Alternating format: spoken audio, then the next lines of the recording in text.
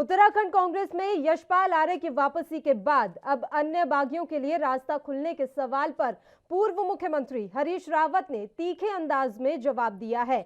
उन्होंने कहा कि वर्ष 2016 में सदन के पटल पर पैसों में बिककर जिन लोगों ने उनकी सरकार गिराई थी वह लोग महापापी हैं। हरीश रावत ने कहा कि यह लोग जब तक सार्वजनिक रूप से माफी नहीं मांगते हैं उनके रहते कांग्रेस में इनकी एंट्री नहीं हो सकती। इसके अलावा गणेश गोदियाल ने यह दावा किया है कि लोकतंत्र समर्थक विचारधारा के कई लोग इस समय कांग्रेस के संपर्क में हैं। उन्होंने कहा कि विधानसभा चुनाव 2022 के लिए कांग्रेस पूरी तरह तैयार है। साथ ही उन्होंने दावा किया कि कांग्रेस भारी मतों से जीत दर्ज कर उत्तराखंड में सरकार बनाएगी। कांग्रेस का चरित्र नहीं है कि वो किसी दल के साथ छेड़छाड़ करे, लेकिन यह खेल बीजेपी ने शुरू किया था और अब कांग्रेस इसे खत्म करेगी। बकौल गोदियाल, मैंने पहले ही कहा था कि कुछ समय इंतजार कर लीजिए। वहीं कांग्रेस के इस दावे पर भारतीय जनता पार्टी ने चुटकी ली है और उन्होंने कांग्रेस पार्टी पर निशाना साधा है। साथ ही बीजेपी के फिर से सरकार बनने की बात कही है। इसके अलावा आम आदमी पार्टी ने भी हरीश रावत के बयान पर निशाना साधते हुए कहा कि ये दोनों पार्टियां केवल जनता को छलने का काम कर रही हैं।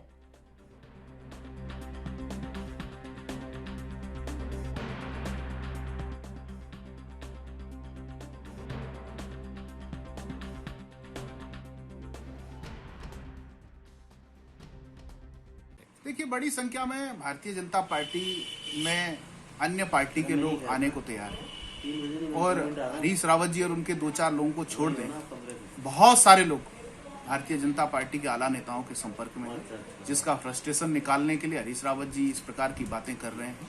कौन किससे माफी मांगे तो समय बताएगा, और हरीश रावत जी इस प्रकार की बातें करते रहते हैं। उनका जवाब उन्हीं लोगों के बीच में से जरूर लोग देंगे। देखिए, ये कि बागियों की जो घर वापसी का मुद्दा है, अभी यशपाल आर्य जी उनके बेटे जो है वापस आए हैं, उनकी घर वापसी हुई है। तो ये घर वापसी में राहुल गांधी जी, प्रियंका गांधी जी और सोनिया गांधी जी की अहम भूमिका है। उनके नेतृत्व पे भरोसा रख के वो आए हैं, उनसे उनका सीधा संवाद है। अब किसको माफी मांगनी है, किसको माफी नहीं मांगनी है, ये फैसला हाईकमान करेगा। दिल्ली में बैठी हमारी जो राष्ट्रीय अध्यक्षा है सोनिया गांधी जी करेंगी, राहुल गांधी जी करेंगे और प्रियंका गांधी जी करेंगी। अब कौन आएगा और नहीं आएगा, मैं आपसे ये बताऊं कि इसका फैसला भी हमारा हाईकमान करेगा। तो ये किसको आना है, किसको माफी मांगनी है, कौन माफी मांगे बिना आएगा, ये सारा फैसला हाईकमान करेगा। इस पे प्रदेश का नेतृत्व मुझे लगता है कि बात नहीं कर। आज हरीश रावत जी कह रहे हैं कि जो बागी जिन्होंने उनकी सरकार गिराई थी और कभी कहते थे कि इन लोगों के लिए कांग्रेस में कोई जगह नहीं है, आज वो कह रहे हैं कि वो माफ़ी मांग के कांग्रेस में वापस। ये लोग मिलकर के जनता को केवल ठगने और छलने का काम कर रहे हैं। पहले ये सभी लोग मिलकर के बीजेपी की सरकार बनाते हैं और अगले 5 साल में ये सभी लोग मिलकर के वही चेहरे, वही लोग कांग्रेस की सरकार बनाते हैं। दोनों पार्टियां केवल जनता को छलने का काम कर रही है। और चलिए अब इस मसले पर हम चर्चा की शुरुआत कर लेते हैं। 3 खास मेहमान इस समय हमारे साथ लाइव जुड़ गए हैं। मेहमानों से आपका परिचय करवा देते हैं। कांग्रेस से लखपत बटोला जी इस समय हमारे साथ जुड़े हुए हैं। आम आदमी पार्टी से संगीता जी हमारे साथ जुड़ गई हैं और इनके अलावा राजेश कुमार जी भारतीय जनता पार्टी से हमारे साथ इस समय मौजूद हैं। तीनों ही मेहमानों का स्वागत है एएनबी न्यूज पर। लखपत बटोला जी, शुरुआत हम आपके साथ ही करना चाहेंगे। घर वापसी के लिए बागियों के रास्ते आसान नजर नहीं आ रहे हैं कांग्रेस में, क्योंकि हरीश रावत तो साफ तौर पर कह रहे हैं कि अगर वापसी करनी है तो माफी मांगनी पड़ेगी। लखपत जी।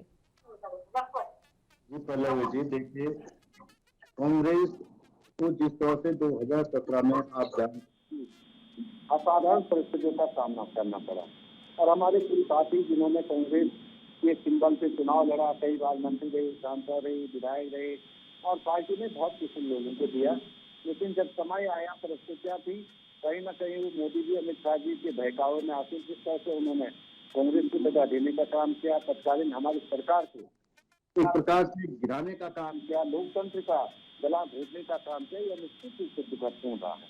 मैं ये कह सकता हूँ कि उसके बाद जिस हमारी पार्टी के कार्यकर्ताओं ने, जमीनी स्तर के कार्यकर्ताओं लगातार मेहनत करके कांग्रेस को आज मजबूत और सबल स्थिति में ले जाने का काम किया है ना। ये जरूर कहा गया है, पार्टी की तरफ ये कहा जा रहा है, देखो पार्टी को किसी व्यक्ति की आवश्यकता लगती है, किसी विचारधारा की पार्टी में क्षमा मांगती है या विचारधारा से उत्प्रोत होकर के कांग्रेस को ज्वाइन करना चाहता है, निश्चित रूप से स्वागत है। लेकिन कार्यकर्ताओं ने जो मेहनत की है और किसी को लगता हो कि कांग्रेस 2022 में सत्ता में आ रही है और हम मलाई खाने चले जाएंगे केवल और सत्ता का आनंद लेने चले जाएंगे, उन्हें न कांग्रेस विचारधारा से मतलब होगा न इस प्रदेश के विकास से मतलब होगा, तो ऐसे लोगों पे सोचा जाएगा। ये निश्चित रूप से हमारे शीर्ष नेतृत्व के व्यक्तियों ने कहा। और फिर दूसरी बात मैं आपसे कह सकता हूँ पल्लवी जी की पार्टी अपने समय और परिस्थितियों के हिसाब से और अपने उपयोगिता के हिसाब से लगातार समीक्षा करती है और उसके हिसाब से यदि किसी व्यक्ति की आवश्यकता होती और लगता है उन्हें कि कांग्रेस के साथ हम कांग्रेस का निष्ठावान और लोकतंत्र बचाने के लिए आज देश के अंदर जिस तरह की परिस्थितियां बनी हुई है और उत्तराखंड के विकास, देश के विकास और लोकतंत्र को बचाने के लिए चाहते हैं कि हम कांग्रेस के साथ जुड़ना चाहते हैं, तो निश्चित रूप से उसको मंथन किया जाएगा। लेकिन जिन लोगों के बारे में माननीय हरीश रावत जी ने कहा है, पार्टी वो सीट हरीश रावत जी प्रदेश के सबसे कदावर नेता कांग्रेस के, उन्होंने कांग्रेस के लिए बहुत समर्पण दिया है, मेहनत की है, कांग्रेस को खड़ा करने में उनका अगर माफी मांगना जरूरी है लखपत जी, अगर वापसी के लिए माफी मांगना जरूरी है, तो मैं आपसे ये भी जानना चाहूंगी कि क्या यशपाल आर्य और उनके बेटे ने भी सार्वजनिक रूप से माफी मांगी थी? मेरा अगला सवाल आपसे यही रहेगा। उससे पहले मैं दोनों मेहमानों का भी एक बार रुख कर लेती हूँ, फिर मैं लौटूंगी आपके पास। राजेश कुमार जी, एक बड़ा बयान गणेश गोदियाल दे रहे हैं। वो कह रहे हैं कि बहुत से अभी तो ऐसे नेता हैं जो हमारे संपर्क में हैं और आने वाले समय में हम ही निश्चित रूप से सरकार बनाएंगे, क्योंकि सत्ता परिवर्तन की एक परंपरा कह लीजिए कि उत्तराखंड में रही भी है। तो ऐसे में क्या लग रहा है, किस तरह से परिस्थितियां बनती हुई नजर आ रही हैं राजेश जी, और वाकई में क्या आपके नेता वहां जाने की तैयारी में है? पल्लवी, दूर के ढोल सुहावने होते हैं और कांग्रेस समाप्त हो चुकी है।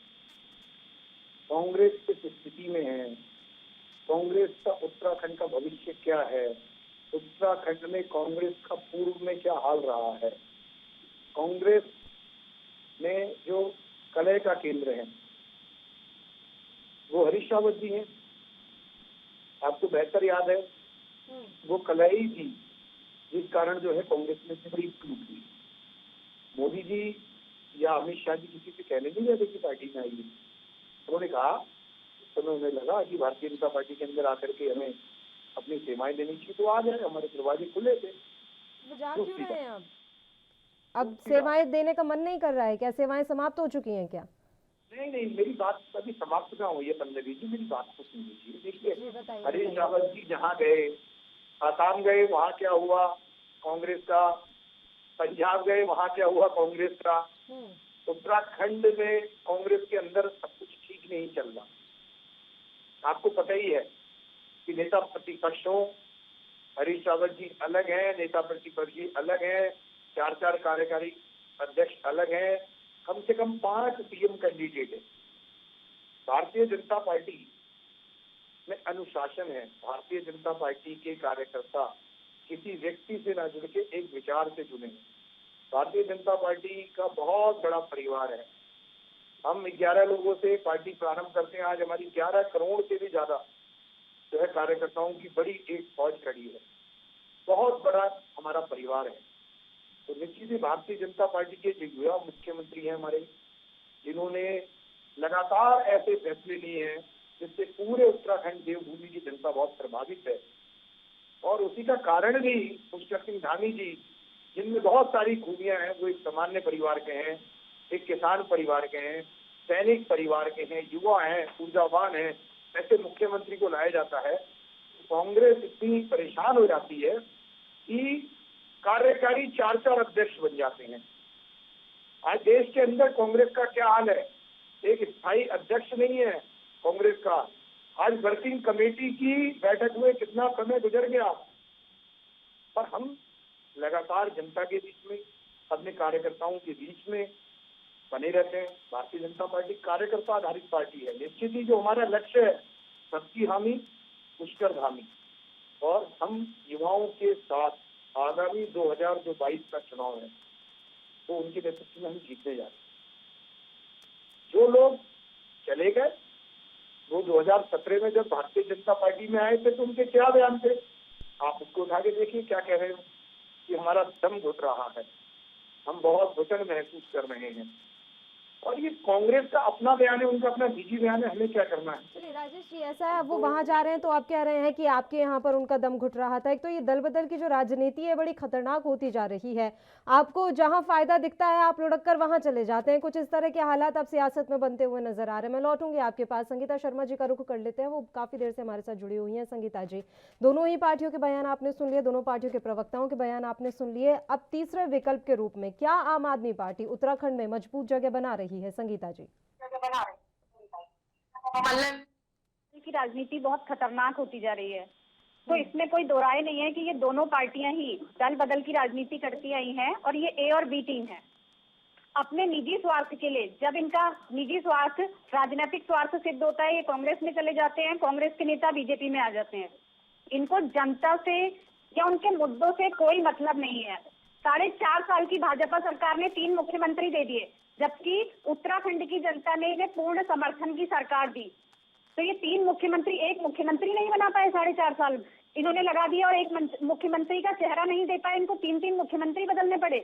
जनता के मुद्दों से पिछले 20 साल हो चुके हैं, और आज उत्तराखंड का क्या हाल है, हम चाहे शिक्षा की बात करें, स्वास्थ्य की बात करें या यहाँ की सड़कों की बात करें, ये दोनों ही पार्टियां अपने को संवारने में, इनके नेता अपने को बढ़ाने में और अपना विकास करने में लगे रहे। यदि ये उत्तराखंड के विकास की बात करते तो आज उत्तराखंड का ये हाल नहीं होता जो हाल है। हम बेरोजगार युवाओं को सड़कों पर देख रहे हैं। आज कितने लोग हड़ताल के लिए मजबूर हैं, ओपनर कर्मचारी हड़ताल करने के लिए मजबूर है, 22,000 लोग। आप 2,000 उनकी तनख्वाह बढ़ा देते हैं और कहते हैं आपने उनकी मांगे मान ली। तो ये दोनों ही पार्टियां के नेता विकास के मुद्दों से हट करके अपने विकास की बात करते हैं।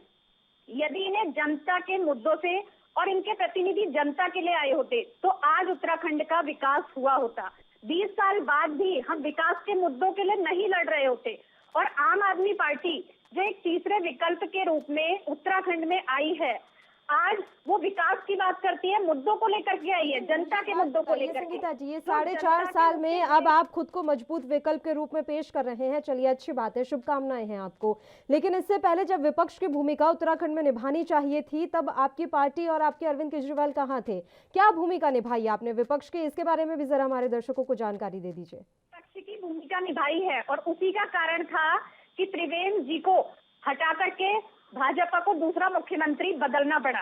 अच्छा। आम आदमी पार्टी जनता के लिए हर वक्त आवाज बनकर खड़ी रही है उत्तराखंड में, और एक भी विधायक ना होते हुए, उत्तराखंड के अंदर एक भी विधायक अभी हमारा नहीं है, उसके बावजूद भी हमने एक मजबूत विपक्ष का काम किया है और जनता की आवाज बनकर के जनता के लिए खड़े रहे हैं, और आगे भी जनता के मुद्दों पर आम आदमी पार्टी काम करेगी। टाइम पर जब सबसे ज्यादा जरूरत थी जनता की सेवा के लिए, तब आम आदमी पार्टी कहीं नजर नहीं आई थी उत्तराखंड में। या तो कांग्रेस के कार्यकर्ता दिख रहे थे या भारतीय जनता पार्टी के कार्यकर्ता दिख रहे थे। उस समय आप आते ना, अब चुनाव नजदीक आ गए तो आप आकर कह रहे हैं कि मजबूत विकल्प है। मैम, आम आदमी पार्टी के कार्यकर्ता भी सड़कों पर क्या मदद पहुंचाई आपने? आंकड़ा बताइए ना मुझे, कुछ आंकड़ा तो दीजिए, क्या मदद पहुंचाई आपने? आम आदमी पार्टी के कार्यकर्ताओं ने भी घर घर भोजन बांटने का काम किया, लोगों को दवाइयां बांटने का काम किया। हमने तो कोरोना काल में ऑक्सीमीटर और थर्मल स्कैनिंग कैंपेन भी चलाया, जिसके जरिए हम डोर टू डोर कैंपेनिंग कर रहे थे। डोर टू डोर जाकर के सेवा दे रहे थे, ऑक्सीजन लेवल लोगों का चेक कर रहे थे। गांव गांव में जब लोग भयभीत थे, उस समय हम एक एक दरवाजे जा करके लोगों की थर्मल स्कैनिंग कर रहे थे, उनको मेडिसिन किट बांट रहे थे कि आपको घबराने की जरूरत नहीं है। लोगों को ऑक्सीजन लेवल चेक करके बता रहे थे कि आपको परेशान होने की जरूरत नहीं है। आम आदमी पार्टी हमेशा जनता के लिए कार्य करती है। दिल्ली में भी उन्होंने कार्य किया, और उत्तराखंड में भी जब आम आदमी पार्टी की सरकार आएगी तो वो इन मुद्दों को लेकर के कार्य करेगी। और आज भी वो बेरोजगारी गारंटी लेकर के आई है, बेरोजगार युवाओं के लिए रोजगार गारंटी। राजेश जी, मैं लखपत जी आऊंगी आपके पास, एक बार राजेश जी से जवाब ले लेते हैं, उसके बाद मैं लखपत जी आपका रुख करूंगी। बताइए राजेश। मैं कहना चाहता हूँ, आम आदमी पार्टी ने इतने बयान दे दिए। आज पूरे भारत को पता है कि बयानवीर क्या क्या बयान देते हैं। हर प्रदेश में चुनावी रूप में जाकर के, चुनावी जहाँ होता है मौसम, वहाँ पे जाकर के बड़े बड़े शुभों पे बोलना, उपहार देने की बात करना, बड़ी बड़ी घोषणाएं करना, ये चरित्र है आम आदमी पार्टी का। अब कांग्रेस की बीच में 2019 के चुनाव में आपने क्या किया, ये पूरे देश ने देखा। बहुत बड़ा महागठबंधन बना था, देश की जनता ने नकार दिया। और आप मौसमी है, मौसमी पार्टी है आम आदमी पार्टी। और मैं ये भी कहने में कोई संकोच नहीं करता कि कांग्रेस भी मौसमी पार्टी है। कल जब देश के अंदर इतनी बड़ी वैश्विक महामारी थी, आम जनता परेशान थी, तो इनके बड़े बड़े नेता आईसीयू में थे, एसी के कमरे में बैठ के बड़े बड़े बयान देते थे कि मोदी ने ये कर दिया, मोदी ने वो कर दिया। ताली बजी, थाली बजी, दीपक जला, जनता जागरूक हुई। और मैं आपको बड़ी ईमानदारी के साथ कहना चाहता हूँ, भारतीय जनता पार्टी के कार्यकर्ताओं ने सेवा और समर्पण से उस कोविड काल में हमारे देवभूमि के लोगों की सेवा करी। हमारे भारतीय जनता पार्टी के कई कार्यकर्ता है, इन लोगों ने सेवा और समर्पण करते करते अपने प्राणों की आहुति दे दी।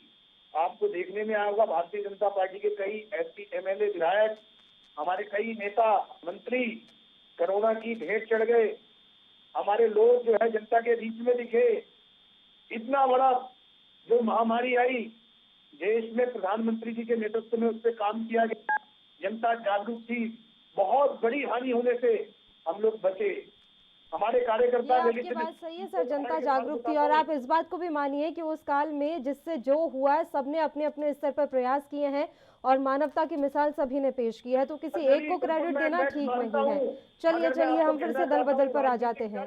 ठीक है, हम अपने मुद्दे का रुख कर लेते हैं। लखपत जी, काम भारतीय जनता पार्टी ने किए, सबने किए हैं सर, सबने किए हैं। लखपत जी, आपका मैं यहाँ रुख करूंगी। अब ये बताइए, आप कह रहे थे, गणेश गोदियाल भी दावा कर रहे थे कि बीजेपी से बहुत से नेता आपके दरवाजे पर बैठे हुए हैं, तो क्या आम आदमी पार्टी के भी कुछ नेता हैं आपके संपर्क में? वो भी आना चाहते हैं कांग्रेस की विचारधारा से, कहीं उनका भी अभी प्रभावित हो गए हो और उनकी अंतरात्मा जाग गई हो?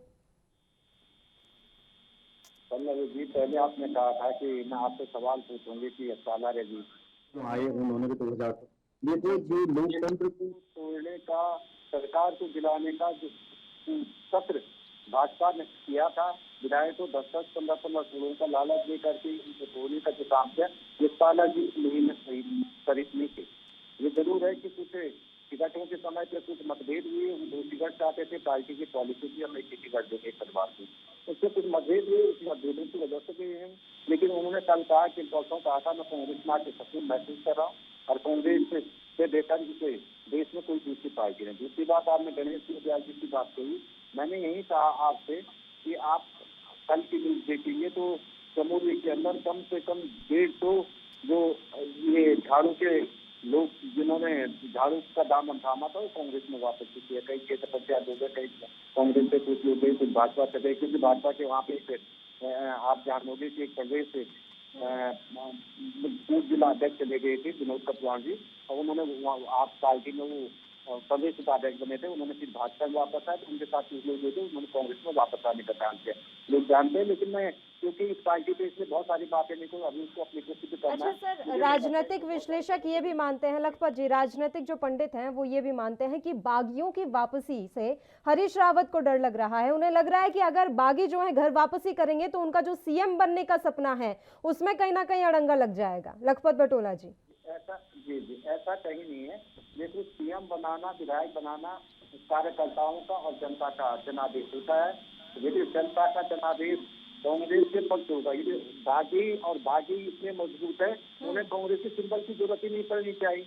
वो अपने व्यक्तिगत प्रभाव से चुनाव लड़ सके, या उन्हें भाजपा की जरूरत नहीं पड़नी चाहिए, भाजपा के सिंबल की जरूरत नहीं। व्यक्ति देखो पार्टियों से, अगर किसी व्यक्ति को लगता है पार्टी से बहुत बड़ा, तो वो स्वयं जा करके अपनी पार्टी बना करके अपने स्तर पर चुनाव लड़ सकता है। दूसरी बात मैं कह सकता हूँ कि कांग्रेस, इस प्रदेश की जनता 2022 में कांग्रेस को जनादेश देगी, तो हमारा सीएलपी का नीरा तय होगा, और उसके बाद हमारा केंद्रीय नेतृत्व और राज्य नेतृत्व मिलकर के सीएम का जो चेहरा है या सीएम को बनाने का काम करेंगे, उसको करने का काम करेंगे, पहली बात। दूसरी बात मैं आपसे कह सकता हूँ, माने भाजपा के हमारे मित्र कह रहे थे कि उन्होंने अपने पूरी डिबेट में कांग्रेस को गलियाने का काम किया।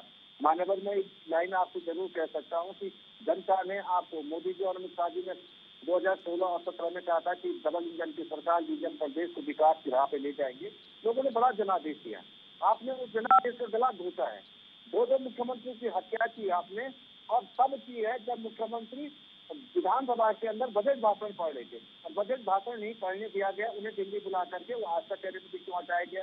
दूसरी बात मान्यवर, आपने डबल इंजन की सरकार में क्या किया है, 70,000 करोड़ के कर्जे में प्रदेश को डाल दिया है। बेरोजगारी की सीमा चरम पे पहुंचा दी है आपने। यहाँ का राज्य सकल घरेलू उत्पाद को आपने माइनस में ले जाने का काम कर लिया। मान्यवर, आपने कुंभ से लेकर कर्मकांड बोर्ड से लेकर और देवासनम बोर्ड में तक भ्रष्टाचार की सीमाएं पार कर दी है। आप जीरो टॉलरेंस की बात करते थे मान्यवर, आपने लोकायुक्त को पर्वत समिति को भेजने के अलावा कोई काम नहीं किया। मान्यवर, आपने कहा था कि हम बेरोजगारी दूर करेंगे, अब कह रहे हैं बहुत सारे पद पूर्ण। आप आज धामी जी का इतना प्रयास गुणगान कर रहे हैं मान्यवर, आपको पता होना चाहिए इससे पहले भी 4 साल पहले आप ही की सरकार थी और आप ही के 2 मुख्यमंत्री थे, उनके गुणगान उनके द्वारा जो चिंतित थे, क्योंकि जनता का जनादेश 5 साल के लिए है। उस 5 साल में जिस तरह से आपने प्रदेश को आप चाहे प्रतिनिधि आय के लिए पीछे धकेलने का काम किया, चाहे बेरोजगारी में किया, चाहे भ्रष्टाचार में पहले आपने प्रदेश को भ्रष्टाचार में पहले ले जाने का काम, महंगाई में पहले नंबर पे ले जाने का काम कर दिया आपने कर्ज में पहले स्थान पे ले जाने का काम, कोरोना में मृत्यु दर सबसे ज्यादा इस प्रदेश के अंदर थी। उस बात को आपने ये देश के अंदर सुन लीजिए, दुनिया के अंदर हिंदुस्तान की सबसे बड़ी फेलियर थी हमारे प्रधानमंत्री और राष्ट्रीय नेतृत्व कितनी बड़ी फेलियर थी। चाहे वो बांग्लादेश हो, चाहे पाकिस्तान हो, चाहे नेपाल हो, चाहे भूटान हो, किसी देश में इस तरह की पढ़ाई नहीं बची जैसे हिंदुस्तान के अंदर बची है। पहली बात है, मैं पूरा सवाल जवाब दे रहा हूँ आपको, उसके बाद आपका नंबर आ रहा है। पहली बात। दूसरी बात, आज का सबसे ज्यादा इकाई की दुनिया के अंदर और ऐसे हिंदुस्तान के अंदर लगती है पाकिस्तान, नेपाल, बांग्लादेश और जो भूटान तक हम तेल सप्लाई करते हैं श्रीलंका तक, वो वहाँ अंडर 60 डीजल और पेट्रोल की कीमतें हैं। इससे आप क्या कहेंगे? मैं दूसरी बात आपसे कह सकता हूँ, आप कह रहे कि आप कहेंगे हमें कोविड को हिंदुस्तान की सरकार ने बनाया। आपको जान के साथ होगा भारत सरकार ने एक लाल किला इन दवाई के रिसर्च में नहीं दिया, ये ब्रिटेन की सरकार ने दिया हुआ पैसा। इसको आप रिसर्च कीजिए, पढ़ के बताए। और आप क्या कहना, सरकार ने डेवलप किया, हिंदुस्तान की सरकार का योगदान है, क्या योगदान है सरकार? इतनी सारी जो कमियां और खामियां आप यहाँ पर गिना रहे हैं लखपत जी, क्या आप इन कमियों और खामियों को बखूबी जनता तक पहुँचा पाए हैं? आप पहुँचा पाए हैं क्या? क्योंकि जनता के मुंह से तो बस आपके अंदर की बातें निकलकर सामने आती हैं कि किस तरह की अंतर्कलह मची हुई है। आप बौखलाहट देखिए कितनी की बौखलाहट। इन लोगों ने एसी के कमरे में बैठ करके देसी वैक्सीन पे सवाल उठाए, देसी वैक्सीन पे सवाल उठाए। और सुनिए, जनता ने 2017 में हमें जनादेश दिया, दो जगह से हरीश रावत जी हार गए। कहाँ से लड़ेंगे? धर्म का मजाक बनाना, धर्म के ऊपर प्रश्न उठाना, हिंदू धर्म के इष्ट देवी देवताओं का अपमान करना, ये कल्चर है। हाँ, मैं बताता हूँ, हमारे मुख्यमंत्री त्रिवेंद्र सिंह रावत ने जीरो टॉलरेंस की सरकार दी, भ्रष्टाचार मुक्त शासन दिया, अटल आयुष्मान उत्तराखंड, जिससे पूरे उत्तराखंड का एक परिवार का सदस्य उसमें 5 लाख रुपए का इलाज होता है। 3 लाख से ज्यादा परिवारों ने उसका लाभ लिया। चलिए ठीक है, मैं दोनों को ही रोकूंगी, एक एक करके बात करेंगे और मैं दोनों को ही अभी रोकूंगी। संगीता जी आप अपनी बात रखिए, मैं दोनों को ही रोकना चाहूंगी, मैं दोनों का दोबारा रुख करूंगी। संगीता जी आप अपनी बात रखिए। उनको मालिक और बीजेपी एक दूसरे पे आरोप और प्रत्यारोप लगाती रहती है। इसकी सोचने का विषय ये है कि आज तक 20 सालों में यहाँ सरकार उत्तराखंड में आखिर रही किसकी है, या तो कांग्रेस की या बीजेपी की। तो आज ये जब कांग्रेस की सरकार रही तो उन्होंने विकास क्यों नहीं किया, और बीजेपी की सरकार रही तो उन्होंने विकास नहीं किया? जनता का तो सबसे बड़ा सवाल ये है कि विकास क्यों नहीं हुआ आज तक, क्योंकि 2 ही पार्टियां यहाँ रही हैं। इसीलिए आज तीसरे विकल्प की ओर जनता। एक मिनट संगीता जी, एक मिनट मैं तुरंत रुक करूंगी। लखपत जी राजेश जी एक एक करके बात करेंगे, डिबेट की गरिमा बनाए रखिए, दोनों एक साथ मत बोलिए, मैं तुरंत रुक करूंगी। प्लीज राजेश जी प्लीज, एक एक करके बात करेंगे। लौट रही हूँ मैं, संगीता जी भी बैठी हैं, उनका भी जवाब लेना है। ये केवल एक दूसरे पे आरोप और प्रत्यारोप लगाने का कार्य करते हैं। 20 सालों में आखिर इन 2 सरकारों ने विकास क्यों नहीं किया? यहाँ के अस्पतालों की स्थिति देखिए, अस्पतालों में ICU नहीं है, ऑक्सीजन बेड नहीं है, तो ये विकास की बात करते हैं। हमारे यहाँ पहाड़ में महिलाएं, गर्भवती महिलाएं आगे रास्ते में मर जाती है, सड़क नहीं है, 4 लोगों को डोली बना करके कंधे पे लाना पड़ता है, और ये दोनों पार्टियां कह रही है भाई विकास हुआ है। किस तरह का 20 सालों में उत्तराखंड का विकास हुआ है? हमारे शहीदों ने ये सपना देखा था, इसलिए उत्तराखंड बनाया था। लोगों ने अपने परिवारों के लोगों को इस दिन के लिए नहीं खोया था कि हम ऐसे उत्तराखंड की कल्पना कर रहे हैं। आम आदमी पार्टी कर्नल अजय कोशियारी जी के साथ मिलकर के नव निर्माण का कार्य करेगी और उत्तराखंड को शहीदों के सपनों का उत्तराखंड बनाएगी, क्योंकि वो जनता के मुद्दों की बात करती है। आपकी हंसी 2022 2022 का विधानसभा चुनाव बताएगा, क्योंकि जनता सब देख रही है।